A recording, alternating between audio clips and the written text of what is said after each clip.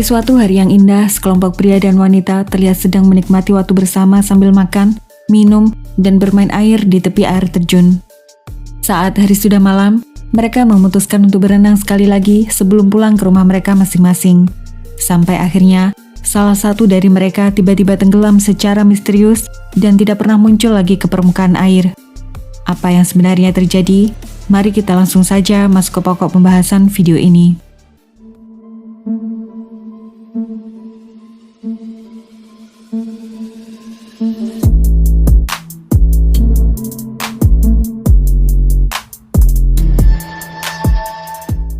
Lee Yoon-hee lahir pada tahun 1991. Dia merupakan anak satu-satunya dari pasangan suami istri penyandang disabilitas. Keluarga mereka hidup serba kekurangan karena hanya mengandalkan uang tunjangan dari pemerintah, yaitu sebesar 450.000 won atau sekitar 5,2 juta rupiah per bulan. Uang sebanyak itu mungkin terdengar cukup besar untuk ukuran negara kita, tapi tidak di Korea Selatan karena biaya hidup yang sangat tinggi di sana. Karena tidak memiliki cukup uang, Yoon-hee dan orang tuanya tinggal di sebuah kamar kontrakan kecil. Meskipun demikian, Yoon-hee menjalani hidup dengan gembira dan tidak pernah mengeluh sama sekali. Dia bahkan sering membantu kedua orang tuanya melakukan pekerjaan rumah. Pada bulan Maret 2002, pada saat Yoon-hee berusia 11 tahun, keluarga mereka terpilih untuk ikut serta dalam sebuah program televisi berjudul Love House, di mana dalam acara televisi itu, rumah keluarga kurang mampu yang terpilih akan direnovasi atau diberi furniture baru agar menjadi tempat tinggal yang lebih layak. Tentu saja mereka sekeluarga sangat senang mendapat kesempatan itu. Saat program televisi itu ditayangkan, host acara televisi sempat menggambarkan Yoon-hee sebagai seorang anak yang baik hati dan sangat sayang pada kedua orang tuanya. Setelah tempat tinggalnya direnovasi, mereka memperlihatkan reaksi Yoon-hee yang terlihat sangat bahagia mendapat sebuah ranjang baru penuh dengan boneka. Yoon-hee bahkan sempat berkata, bila sudah dewasa, dia ingin membantu orang lain yang membutuhkan. 저도 나중에 커가지고요, 받은 거를 다른 어려운 사람들한테 베풀어요. Mendengar itu, banyak penonton yang merasa simpati dan terharu. Mereka berharap Yoon-hee bisa menjadi sukses dan mewujudkan semua keinginannya suatu hari nanti. Wajahnya yang lugu dan selalu tersenyum telah mengambil hati banyak orang. Singkat cerita, waktu berlalu dengan cepat. Saat berusia 18 tahun, Yoon-hee terlibat hubungan dengan seorang pria hingga melahirkan seorang anak. Pria itu dikabarkan tidak mau bertanggung jawab, sehingga Yoon-hee harus menyerahkan anaknya itu untuk dirawat oleh ibunya. 1 tahun kemudian, pada tahun 2010, sebuah tragedi terjadi. Yoon-hee yang sedang berkendara dengan kekasihnya mengalami kecelakaan mobil yang cukup fatal. Yoon-hee selamat tanpa luka berarti, akan tetapi kekasihnya yang duduk di bangku pengemudi harus kehilangan nyawanya di lokasi kejadian. 4 tahun kemudian, tepat pada tahun 2014, Yoon-hee sudah bertunangan dengan seorang pria. Saat sedang liburan bersama di Thailand, tunangannya itu meninggal dunia saat sedang snorkeling di daerah Laut Pattaya. Tragedi dan bencana sepertinya selalu mengikuti Yoon-hee kemanapun dia berada. Setelah kejadian itu, Yoon-hee melanjutkan kehidupannya dan menjalin hubungan asmara dengan seorang pria bernama Yoon Sang-hyuk. Sang-hyuk berusia 11 tahun lebih tua dan bekerja sebagai seorang karyawan senior di sebuah perusahaan besar yang bergerak di bidang penelitian. Sang-hyuk sudah bekerja cukup lama di sana dan dikabarkan memperoleh gaji sebesar 64 juta won atau hampir setara 745 juta rupiah per tahun. Sang-hyuk seharusnya dapat menabung dan hidup cukup layak bila mendapat gaji sebesar itu. Singkat cerita, setelah beberapa tahun berpacaran, pada bulan Maret 2017 mereka akhirnya resmi menikah. Saat itu Yoon-hee berusia 26 tahun, sedangkan Sang-hyuk berusia 37 tahun. Keduanya tidak merayakan acara pernikahan mereka dan hanya membuat beberapa foto prewedding sebagai kenang-kenangan. 2 tahun kemudian, tepat pada tanggal 30 Juni 2019, sebuah tragedi kembali terjadi. Yoon-hee harus kehilangan suaminya yang meninggal dunia saat bermain air di sebuah tempat wisata. Berdasarkan hasil otopsi, Sang-hyuk dinyatakan meninggal karena tenggelam. Ditemukan banyak air dalam paru-parunya. Polisi tidak menemukan tanda-tanda kekerasan apapun, sehingga kasus ini kemudian ditutup dan dianggap murni kecelakaan biasa. Hampir 5 bulan berlalu sejak kejadian itu, tepat pada tanggal 11 November 2019, Yoonhee mengajukan klaim asuransi jiwa dengan nilai pertanggungan sebesar 800 juta won atau hampir setara 9,2 miliar rupiah dari beberapa polis asuransi yang dimiliki mendiang suaminya. Pihak asuransi ternyata menolak melakukan pembayaran uang klaim tersebut karena setelah diselidiki, mereka menemukan adanya indikasi ketidakwajaran dalam kasus kematian suaminya. Pihak asuransi bahkan membuat laporan polisi dan menuduh Yoonhee telah berupaya melakukan kejahatan asuransi. Yoonhee tentu saja sangat marah ketika klaimnya ditolak dan dilaporkan polisi. Dengan emosi, Yoonhee kemudian melaporkan perusahaan asuransi itu pada lembaga pengawas institusi keuangan di Korea dan menulis email ke SBS, sebuah stasiun televisi swasta terkenal di Korea. Dalam email itu, Yoonhee bermaksud ingin membongkar praktek curang pihak asuransi yang telah berbuat semena-mena dengan menolak melakukan pembayaran klaim asuransi nasabah mereka. Sebelum tulisan itu ditayangkan menjadi sebuah dokumentari berita, pihak SBS tentu saja menurunkan tim penyelidik untuk mencari tahu apa yang sebenarnya terjadi. Singkat cerita, setelah beberapa bulan melakukan penyelidikan, mereka malah menemukan kenyataan yang mengejutkan atas kasus ini. Setelah mendapat laporan dari pihak asuransi dan masukan dari SBS, pihak kepolisian segera melakukan kembali penyelidikan atas kasus ini. Dari hasil penyelidikan, polisi menyimpulkan Yoonhee adalah dalang utama pelaku yang telah menyebabkan suaminya meninggal. Oke, mari kita flashback ke masa lalu untuk mengetahui apa yang sebenarnya terjadi.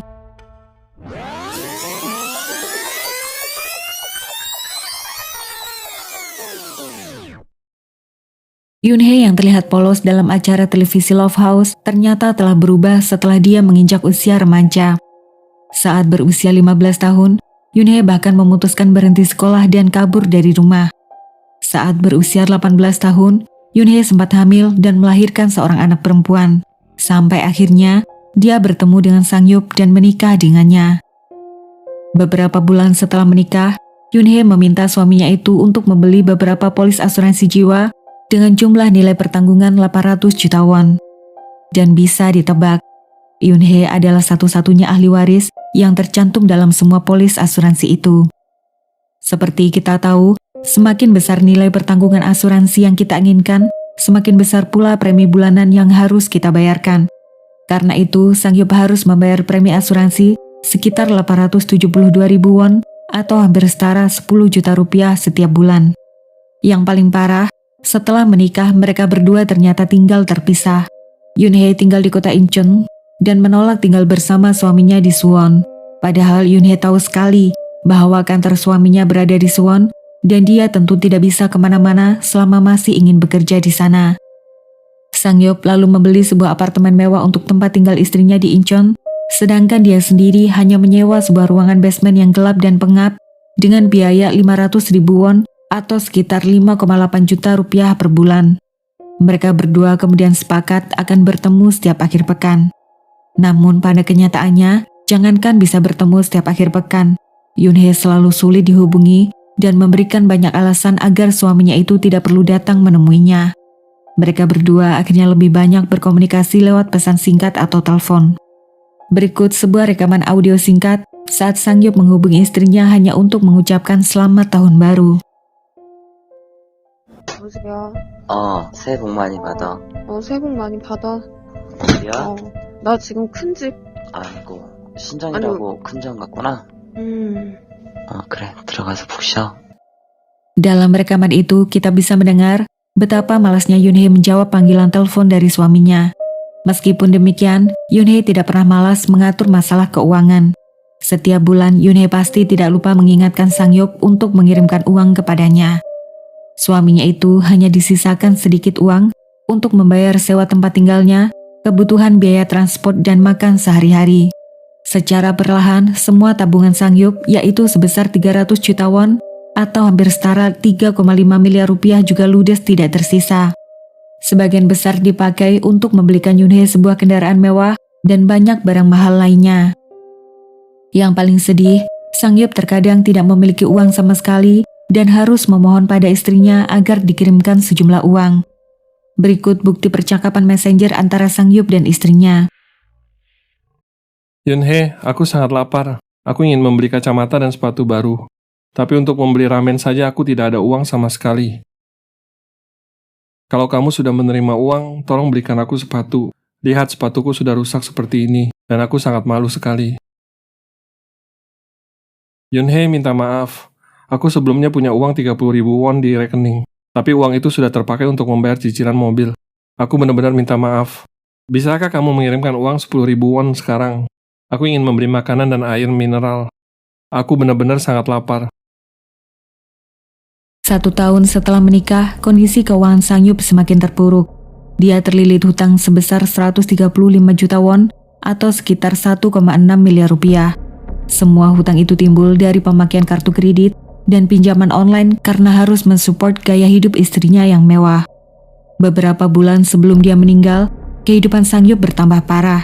Dia sering menahan lapar karena hanya mampu membeli 1 bungkus ramen dan minum air putih saja setiap hari. Itu pun Sang-yup harus meminjam uang dari rekan kerjanya. Sedangkan di Incheon, Yunhee boros menggunakan uang. Dia memakai uang dari suaminya untuk mempercantik dirinya dengan operasi plastik dan hidup mewah. Yunhee juga sering berpesta bersama teman-temannya. Seorang tetangga yang tinggal dekat apartemen Yunhee bahkan mengaku tidak tahu Yunhee telah menikah karena dia terlihat kerap gonta-ganti pasangan dan membawa mereka pulang ke tempat tinggalnya. Tapi dari semua, ada seorang pria yang paling sering tinggal bersamanya. Pria itu bernama Jo Hyun-soo.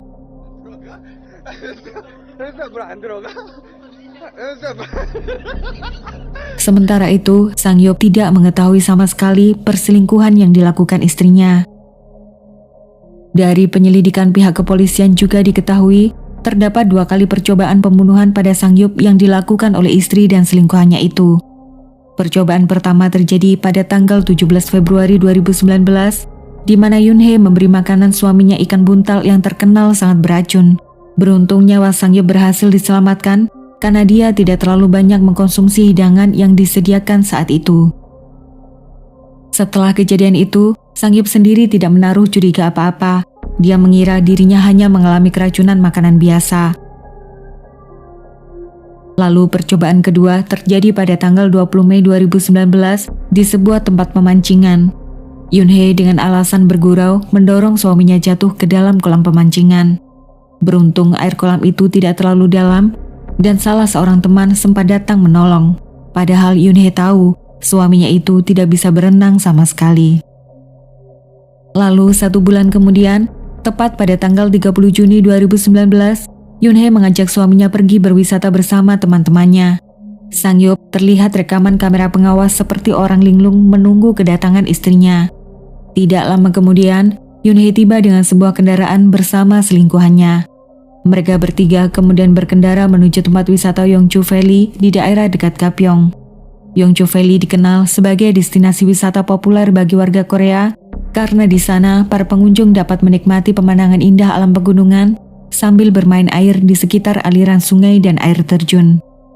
Setibanya di sana pukul 3 sore, rombongan mereka terdiri dari 7 orang. Selain Sang-yup, Yunhee dan Hyung-soo, ada 2 pasang kekasih yang merupakan teman Yunhee juga ikut bergabung. Mereka kemudian menikmati waktu dengan memasak barbeque, minum-minum sambil bermain air di dekat air terjun. Saat bersenda gurau, Sang-yup kerap menjadi bahan candaan dan tertawaan oleh mereka. Dalam sebuah rekaman video terlihat, Sang-yup disuruh membelah buah semangka dengan menggunakan kepalanya. Sedangkan Yunhee dan teman-temannya terdengar tertawa melihat Sang-yup meringis kesakitan. Pada sebuah rekaman video yang lain juga terlihat bagaimana Hyung-soo berusaha menjatuhkan Sang-yup saat dia sedang duduk di atas pelampung. Sang-yup terus memohon agar Hyung-soo tidak menjatuhkannya ke dalam air. Saat hari sudah gelap sekitar pukul 8 malam, salah satu dari pasangan kekasih pergi menunggu di mobil karena cuaca cukup dingin pada saat itu. Jadi tinggal 5 orang masih berada di sana.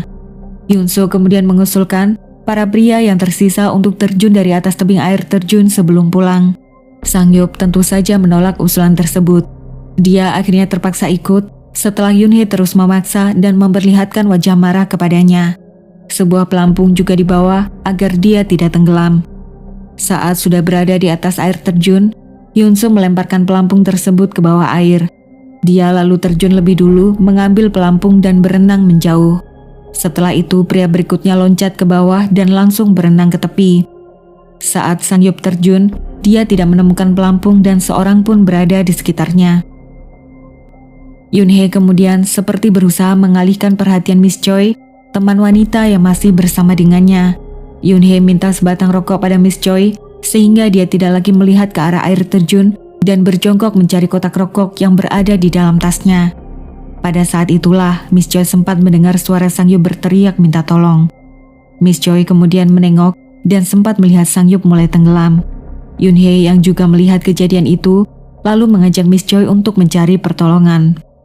Beberapa menit kemudian, mereka kembali lagi dengan membawa sebuah pelampung. Saat itu, Hyun-soo terlihat sedang berdiri di bagian permukaan air yang dangkal. Hyun-soo mengaku sudah berusaha menolong, tapi tidak dapat menemukan Sang-yup sama sekali. Tim penyelamat yang tiba di sana 30 menit kemudian, akhirnya menemukan Sang-yup dalam keadaan sudah tidak bernyawa. Dari kejadian ini, Yoon-hye dan Hyun-soo diduga telah merencanakan semuanya dengan matang. Yoon-hye bertugas memaksa suaminya ikut terjun ke dalam air. Pada saat genting, Yoon-hye mengalihkan perhatian Miss Choi dengan meminta rokok dan mengajaknya pergi mencari pertolongan. Lalu Hyun-soo diduga sengaja tidak berbuat apa-apa dan membiarkan Sang-yup tenggelam. Padahal menurut kesaksian Miss Choi, jarak antara posisi Hyun-soo dan Sang-yup mungkin hanya sekitar 10 meter. Bila serius ingin menolong, jarak sedekat itu seharusnya dapat dijangkau dalam waktu kurang dari 20 detik. Lalu sebuah fakta penting terungkap. Sang-yup yang memang sudah kesulitan keuangan mulai telat membayar biaya premi atas beberapa polis asuransi yang dimilikinya. Perusahaan asuransi telah mengirimkan sebuah surat peringatan yang mengancam akan menonaktifkan polis-polis asuransi tersebut per tanggal 30 Juni 2019 apabila mereka belum menerima pembayaran premi sampai dengan tanggal 1 Juli 2019. Lalu, apakah begitu kebetulan bahwa Sang-yup meninggal dunia sehari sebelum polis asuransi jiwa yang dimilikinya hangus atau tidak berlaku lagi? Pada saat acara pemakaman suaminya, Yoon-hye tidak memperlihatkan wajah sedih sama sekali. Dia terlihat bermain video game di ponsel dan bersenda gurau dengan beberapa temannya. Setelah acara pemakaman, Yoon-hye dan Hyun-soo kemudian mendatangi tempat tinggal Sang-yup beberapa kali dan membawa pergi komputer, iPad, dan beberapa barang pribadi milik Sang-yup. Sampai hari ini belum diketahui dengan pasti apa maksud mereka mengambil barang-barang itu. Polisi berkesimpulan motif dari semua ini adalah ingin mendapatkan uang asuransi. Karena kasus ini, polisi membuka kembali penyelidikan atas kasus dua mantan kekasih Yoon-hye terdahulu. Polisi curiga mereka meninggal karena unsur kesengajaan dan tidak murni mengalami kecelakaan seperti yang terjadi dalam kasus Sang-yup. Pada bulan Desember 2021, Yoon-hye dan Hyun-soo diuji dengan mesin poligraf atau alat pendeteksi kebohongan tapi tidak berhasil lolos. Tidak berapa lama kemudian, mereka berdua akhirnya melarikan diri dan masuk dalam daftar buruan polisi selama hampir 4 bulan lamanya. Pada tanggal 16 April 2022 yang lalu, Yoon-hye dan Hyun-soo akhirnya berhasil ditangkap setelah melarikan diri selama 123 hari. Mereka ditangkap di sebuah apartemen yang terletak di sebelah barat laut kota Seoul. Penangkapan itu terjadi berkat informasi yang diberikan oleh ayah Yoon-hye.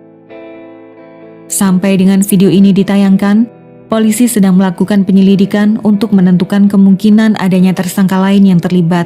Berita mengenai kasus ini membuat heboh warga Korea.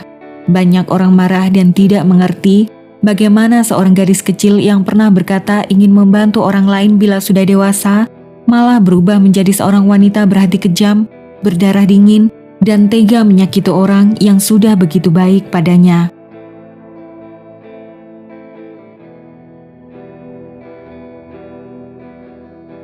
Oke everyone, sampai di sini dulu cerita kali ini. Terima kasih banyak sudah menonton video ini, dan sampai jumpa di pembahasan yang lain.